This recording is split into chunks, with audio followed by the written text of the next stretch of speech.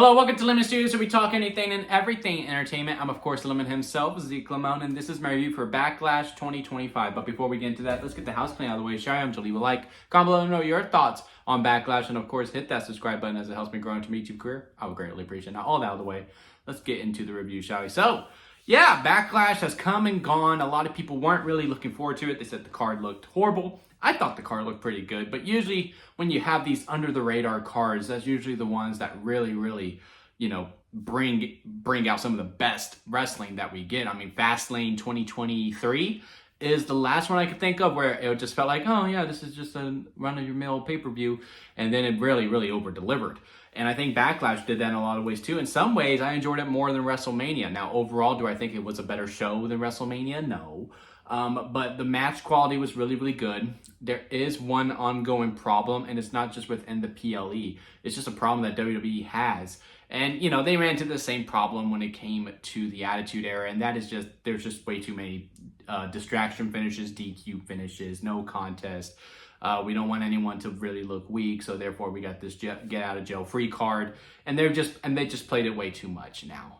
Usually the PLEs was a safe place, like, okay, on Raw and SmackDown, yeah, sure, go haywire on these shenanigan finishes, and there was always usually one per show. Now it's split into the PLE, and only one match here had somewhat of a clean finish, and by somewhat of a clean finish, I mean no one came running down to the ring to help the winner whatsoever. But yeah, we're gonna go through the card, go talk about things we liked, talk about things we didn't like, but overall, I think it was a really good show.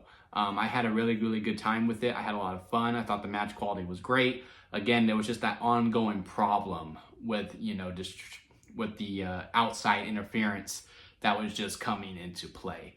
But yeah, we kicked off with the Fatal 4-Way between Jacob Fatu, Drew McIntyre, Damian Priest, and LA Knight. Very fun multi-man match. Probably not going to be one that we go back to and talk about. But is this one of the better matches of the year? Sure. It was just your typical stuff. All right, we have the two rivals, they fighting each other, then we're going to have a little bit triple threat spots, and we're going to have some Fatal 4-Way spots. Really hope Drew's okay after the South of Heaven. I mean, when I saw it, I was like, oh my God, did his head hit? Because it looked like more body was outside of the table than it hit the table. And these people who are getting on the Damian Priest saying he's horrible, he's not horrible. Mistakes happen. I mean, this is high-risk spots that they take. And he's done it before with Finn Balor and it went fine. It was just unfortunately on this night, Drew McIntyre's head hit the floor. And I was like, oh my God, this could be really bad. But WWE says it's going to be okay. Triple H said he was fine. But, continue to monitor that for sure. But that was a good spot. Jacob Fatu and LA Knight going back and forth. Really like the sequence where they all hit their finisher. And we almost did the Shawn Michaels finish, where Damian Priest landed on LA Knight, but then Drew pushed them off. Then, of course, Damian cost Drew McIntyre the win again when Drew clearly had the visual pinfall. So I guess we're going to continue Damian Priest versus Drew McIntyre, which is a little odd. Maybe Cody Rhodes is going to be off TV for a little bit longer than I thought. Maybe he doesn't come back Friday, because especially with how the Cena match ended, I just don't see how you can go straight to that. And also with some of the posts that have been posted from CM Punk saying he's the champion for now, so maybe we're going to do that match at Money in the Bank, which I hope we do. It just seems like, okay, there's no rush for Cody Rhodes, because the only reason he would come back was to get his title back. He probably wouldn't be on a side quest unless it was Drew McIntyre. But again, with how everything was presented here on this Fatal 4-Way, it looks like we're going to continue on Drew versus Damian. But yeah, Jeff Cobb makes his debut, aligning himself with Solo. I'll be honest, I don't know much about Jeff Cobb. I'm looking forward to seeing his work into it. I hear nothing but great things about him. He looks like a good threat for Jacob, because let's be honest, he is just there to be the new Jacob for Solo until we get to the inevitable feud between Solo versus Jacob at SummerSlam, where he can be the muscle, where we have that sense of doubt from Jacob, because WWE loves Jacob Fatu. He has yet to be pinned or submitted in WWE. If he has lost, he was not involved within it whatsoever. And now, they're gonna fall out at some point, and no one's gonna buy Solo beating Jacob on his own. So yeah, we have Jeff Cobb here to help Solo out. And it's fine. I really like the advent of, like, Jacob didn't know that Jeff Cobb was going to show up. Makes Friday night very interesting to see how that reaction goes in those conversations. But yeah, it was a fine Fatal 4-Way. You know what I mean? Like, it was a fine fatal 4-way. It was fun. Had a good angle afterwards. And if that was the only one, it would have been fine. But when we get to a certain match, I'll let you know. That's when I was like, okay, like, there's too much, because I know in another match there's going to be more. But yeah, then we moved into Lyra Valkyria versus Becky Lynch. Again, a very, very great match. It was probably my second favorite match of the night. They really delivered the best out of each other. I feel like Lyra Valkyria is being made as we speak. This can't be the only one, though. I know she got the 1, 2, 3, but then Becky attacked again. So I would assume we were running back again at Saturday Night's Main Event, where I would assume Bayley returns. And we do the triple threat at Money in the Bank, maybe. Or maybe we do the triple threat at Evolution, because we have so many PLEs heading our way. I mean, in the span within a month, we have Saturday Night's Main Event, we have Money in the Bank, we have Night of Champions, and then towards... because July we get a break. Okay, so there's that. But, I mean, there's 3 PLEs within the span of a month. Well, Saturday Night's Main Event is not really a PLE, but there's a lot that we got to do. And then I heard the week after Night of Champions is where Evolution is. So technically 4 within the span of the month. But, yeah, you know, this match was really good. I really like a lot of spots. I like how, you know, they went after Lyra's fiance, who, again, I'm not very familiar with. But he got a lot of attention for the wrong reasons, because someone on Twitter posted saying, hey guys, we have a chance. And then, you know, I find his page and I'm like, this is one good looking dude. He has amazing hair. This is just a case of a guy who has some insecurities, because his profile picture doesn't even have his face on it. So he is not confident within himself. He saw a guy, maybe he does kind of look like him, and he doesn't really like how he looks himself, which, you know, we've all been there. But, you know, that was a bad mistake, dude. You shouldn't have done that. And, you know, that was a really good spot that the two had, and I wish it was just about the spot as opposed to this post that this insecure guy unfortunately posted. But yeah, that was a fun spot. They go back in the ring, expose turnbuckle, Becky doing everything she can to cheat. The heel turn looks like it's working a lot better this time around than when we did Big Time Bex. And yeah, Lyra Valkyria wins, and hopefully Monday Becky pulls, you know, some of the Becky Hogan stuff as well, going, look, I'm going to get a rematch, and I'm going to get a Saturday Night's Main Event because I can, because I'm Becky Lynch, and I'm the biggest star ever, and I should just be granted stuff, and then, you know, do a little head bob and then walk away. But yeah, besides, you know, unfortunately, stuff that was out of our control, we had some other attention and drive to this match, but yeah, to me, this was the second best match of the night. It is what it is, but yeah, it was a lot of fun. I really had a good time with it, and then we moved into the third match, and, you know, again, there was no outside interference, which cannot be said for Penta versus Dominic. And this is when I was expecting outside interference, because, like, as fun as the match was throughout the whole entire way, it was really just like, okay, when does the Judgment Day come out? When's the Judgment Day coming out? When's the Judgment Day coming out? Oh, there's Carlito. Oh, and then here comes JD and Finn. And just like what we said in the prediction video, right? Finn was going to try to help Dom, but really tried to screw Dom. They get thrown out again because Finn took too long to grab the steel chair. Then Finn gets back on the apron. Then here comes El Grande Americano, headbutting him with that steel template within his mask. And then he's doing the chill thing. That was pretty funny. Dominic hits the frog splash. 1, 2, 3. I was like, okay. So there's 2. Okay, then we have Gunther versus Pat. And then we have the main event, which is going to have shenanigans within it. I guess that's fine. It is what it is. But man, I could have really done without that. That's really what I was. Again, the match was, it was fine. It was probably my least favorite out of the 5. If it's not 5, then it's definitely 4, because again, I'm just kind of over the Judgment Day stuff. I really want Finn to just attack Dom. I'm pretty sure that is the IC title program, is Finn Balor versus Dominic Mysterio. And that just means I got, June, July. I got 3 more months to deal with it, with so many PLEs in between. I don't know. We'll see if they keep me really well invested. But Judgment Day breakup is starting to flirt with Austin Theory and Grayson Waller breakup territory. We've been teasing it for so long. Just do it already. You know, I can only handle so much foreplay before I'm just like, get over with. Come on. You know what I mean? But yeah, then we moved into Gunther versus Pat. And this is when those outside interferences it was just too much at this point. I personally didn't need Michael Cole to get involved within this match.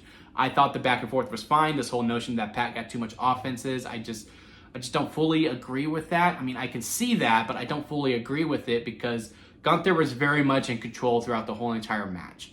They were even saying on commentary, Michael Cole saying I'm going to be biased for the first time, which is a fucking lie. Because one, he was biased towards Pat at WrestleMania 38. And then we can go back to his heel persona when he was all about The Miz. And that was awful. We all know how that went. But yeah, this wasn't the first time you were biased, Michael. Probably as an actual professional within this Triple H era. But no, you've definitely been biased before. But yeah, within that commentary as well, even though he was like, come on, Pat, come on, Pat, come on, Pat. He gone through a hit and move. Just pin him. Just pin him. I loved that story element of it. Of like, look, just beat the guy. You have him beat. It was the story of he was playing with his food. And if he played with it for too long, it might get the best of him. And in a lot of ways, Michael Cole had to get involved, right? He's been so injected into the story. He has been, really the mouthpiece of the whole entire feud, more so than Pat McAfee. So in a way, he did have to get involved. So I'm not mad at the decision for him getting involved. I personally just didn't need it. I could have just been with, the one-sided commentary. Pat just keeps getting some hot offense in every once in a while.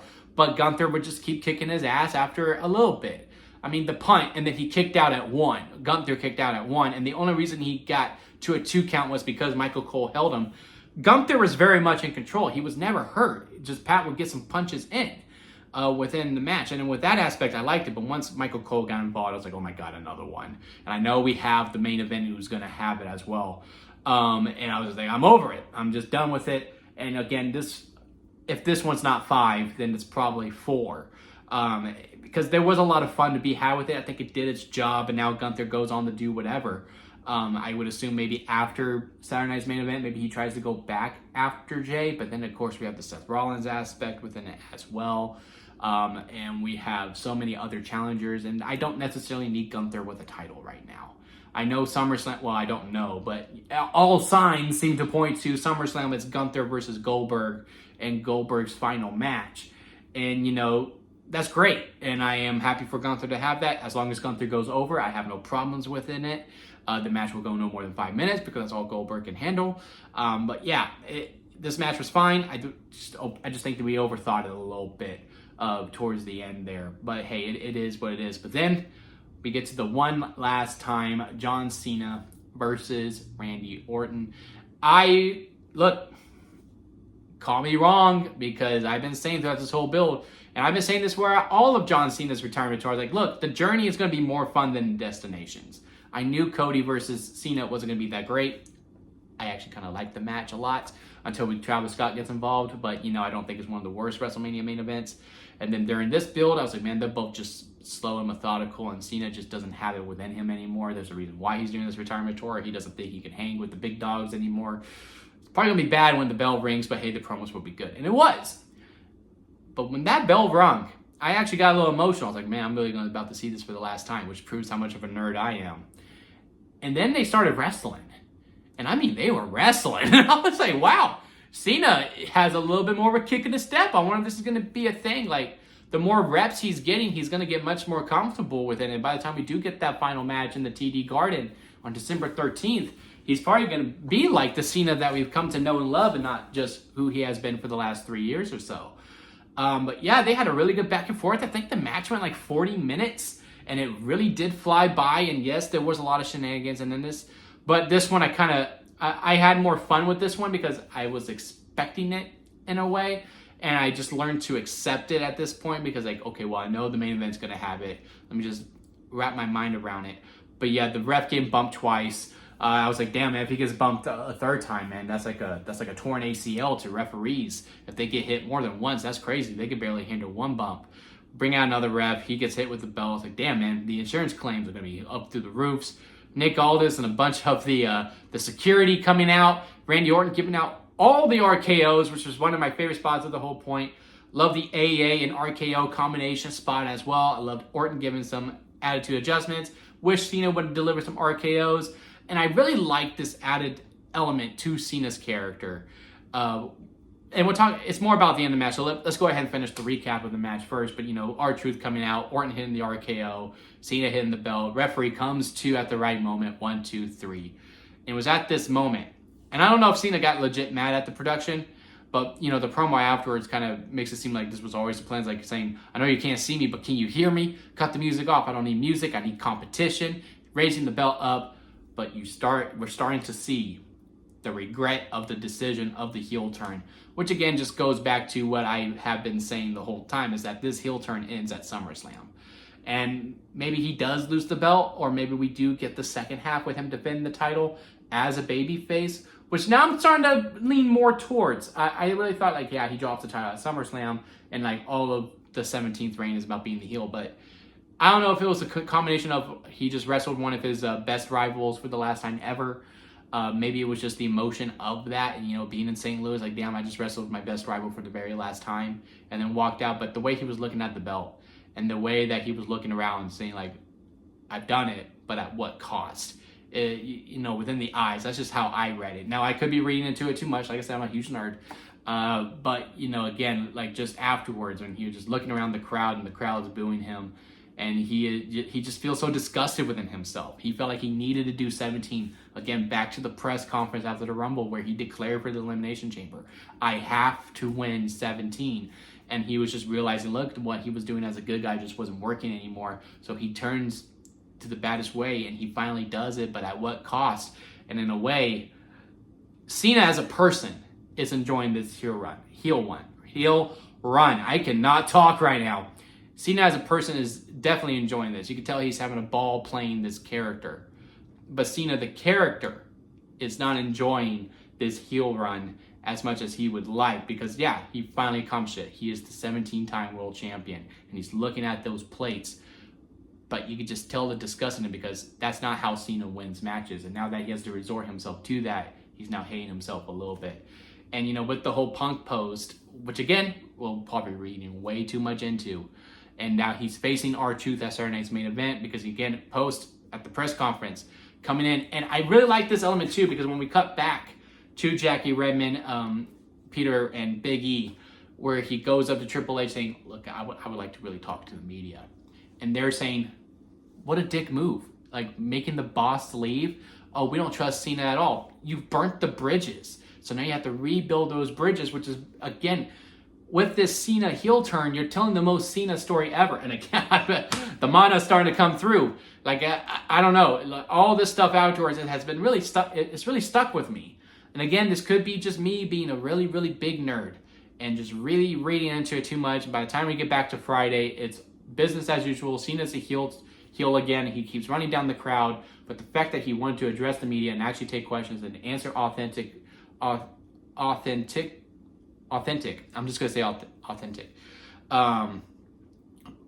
Makes it seem like, okay, now we're about to peel the curtain a little bit more. And now babyface Cena is about to come back. And then maybe he can win as a good guy. Can he do that? And maybe that's the final story that we tell. Maybe he does win with his hand raised at the end, and like we continue this whole, yeah, you can win as a bad guy by cheating, but can you win with the hustle and loyalty and respect that we have come to know and love? Because the AA is not adjacent now. People can hit it 5 times. He hits it 5 times, and people keep kicking out of it.